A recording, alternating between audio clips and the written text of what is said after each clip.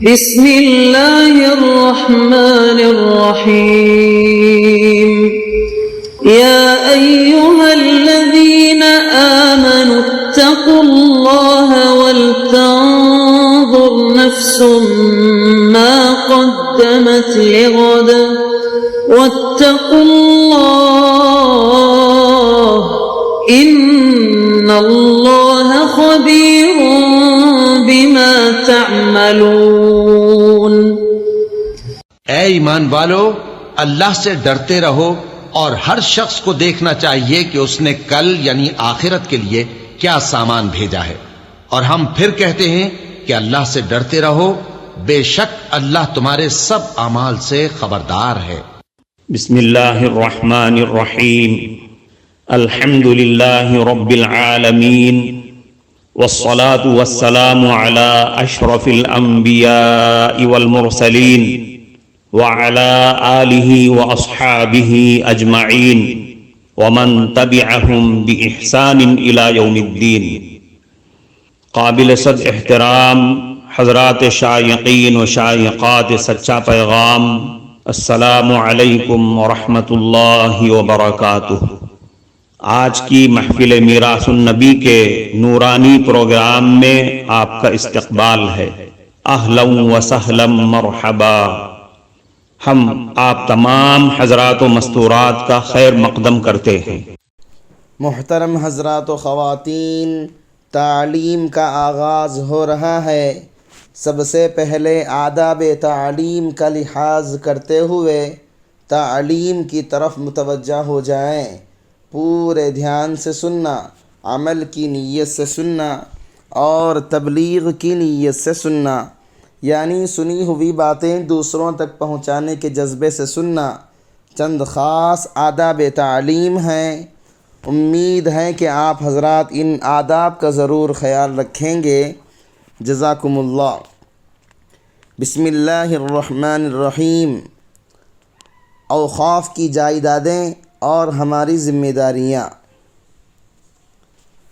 رسول اکرم صلی اللہ علیہ وسلم نے فرمایا، اذا مات الانسان انقطع عنہ عملہ الا من ثلاثۃ، الا من صدقۃ جاریۃ او علم ينتفع به او ولد صالح يدعو له۔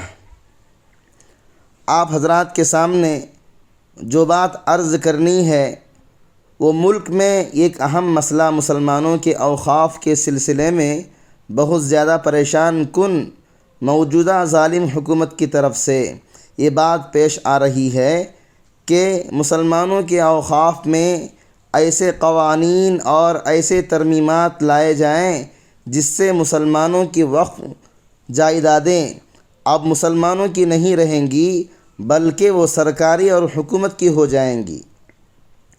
اس سے متعلق کچھ باتیں آپ حضرات سے عرض کرنی ہیں۔ اوقاف کے سلسلے میں ہماری ذمہ داری کیا ہوتی ہے؟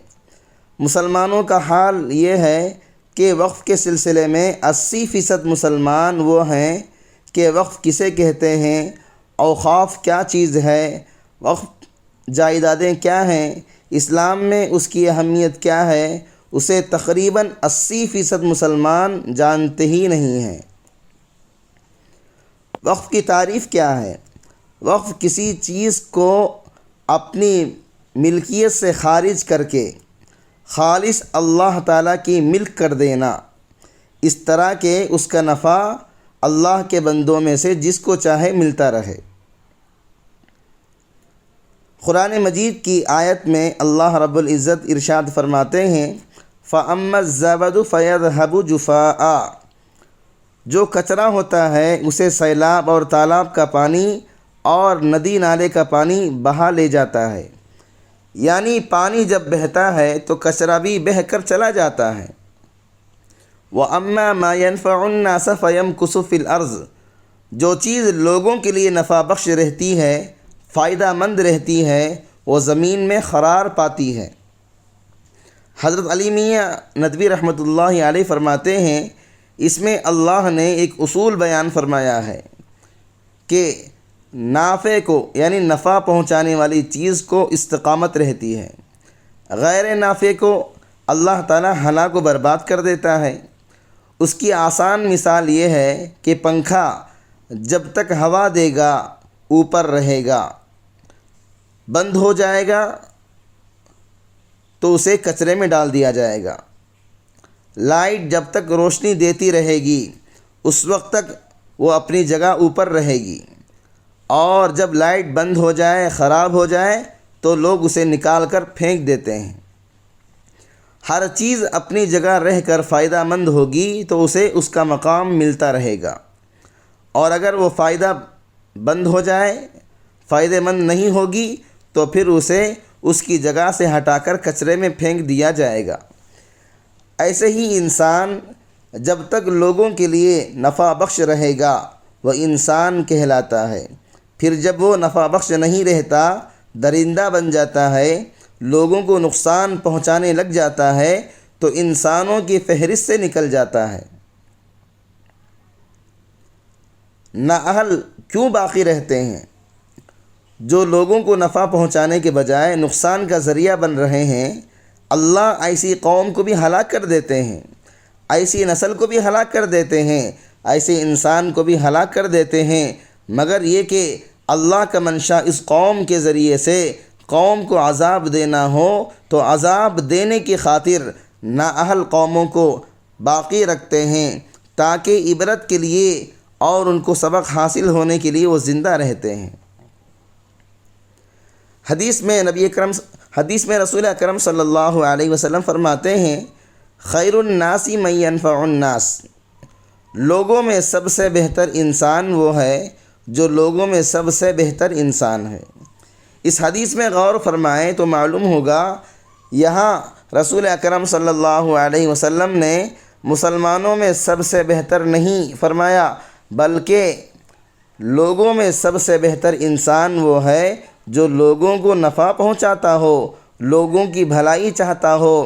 اس حدیث کے تحت میں علماء نے لکھا ہے کہ جو آدمی اپنی زمین، اپنی پراپرٹی کسی غربا کے لیے وقف کر دے یا کسی قوم کے لیے وقف کر دے، یا بیواؤں، یتیموں کے لیے، ان غریبوں کے لیے ان زمینوں سے آنے والے نفع کو ان میں تقسیم کرنے کے لیے وقف کر دیں تاکہ ان کی ضرورتیں پوری ہو جائیں، تو ایسا آدمی لوگوں کی نفع کی خاطر کوئی کام بھی اچھا کرتا ہے تو وہ لوگوں میں سب سے بہترین آدمی ہے۔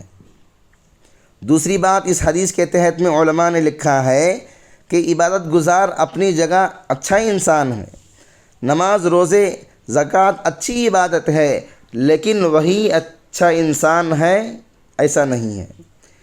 عبادت گزاری سے آگے بھی اچھے بننے کے اور بھی کام ہیں۔ مثلا ایک آدمی ہے، نماز، روزہ، زکوٰۃ، عبادتیں سب اچھی طرح سے کر رہا ہے، لیکن پبلک کے خاطر، عوام کی خاطر کوئی بھی نفع کا کام نہیں کر رہا ہے۔ یہ اپنی جگہ عبادت کے لحاظ سے اچھا ہے، لیکن اگر کوئی دوسرا آدمی ہے جو لوگوں کی نفع کے خاطر بہترین سے بہترین کام کر رہا ہے، ہو سکتا ہے کہ بعض مرتبہ وہ اس عبادت گزار سے بھی آگے جا سکتا ہے۔ محترم ناظرین کرام، اس دینی اور ایمانی بیان کو سننے کے دوران ہی اس کو لائک کر دیجئے اور شیئر بھی کر دیجئے تاکہ دوسرے بھی اس سے فائدہ اٹھا سکیں۔ اللہ آپ کو جزائے خیر عطا فرمائے۔ ایک حدیث میں رسول اکرم صلی اللہ علیہ وسلم فرماتے ہیں، ان الید العلیا خیر من الید السفلی، اوپر رہنے والا ہاتھ نیچے رہنے والے ہاتھ سے بہتر ہے، دینے والا ہاتھ لینے والے ہاتھ سے بہتر ہے۔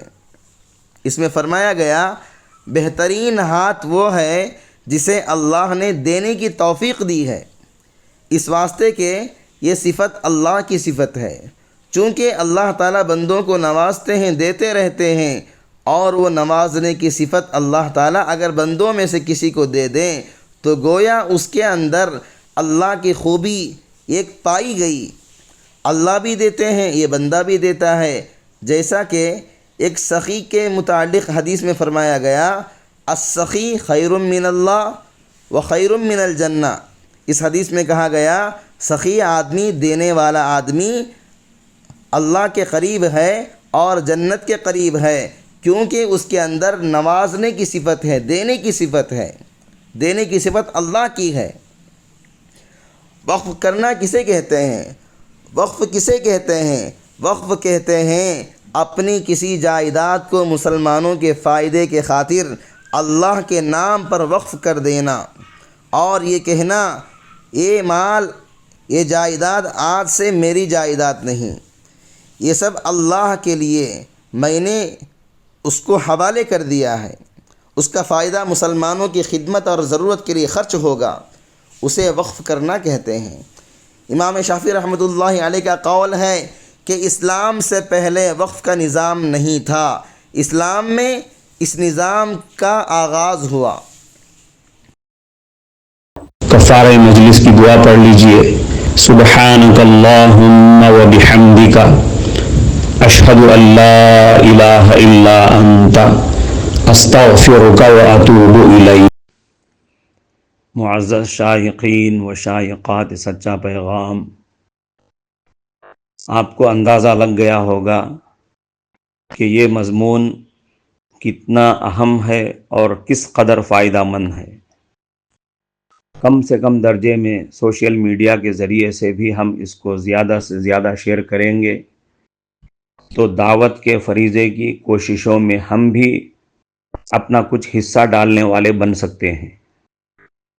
لہٰذا زیادہ سے زیادہ اس کو عام کریں تاکہ پوری دنیا کے ہندوؤں کی غلط فہمی دور ہو جائے اور انہیں یہ زمینی حقیقت معلوم ہو جائے، اور وہ اپنے اصل مذہبی لیڈر پیغمبر آخر الزماں حضرت محمد الرسول اللہ صلی اللہ علیہ وسلم کو ماننے پر مجبور ہو جائیں اور کلمہ پڑھ کر آپ کے ساتھ ساتھ وہ بھی جنت میں جانے والے بن جائیں۔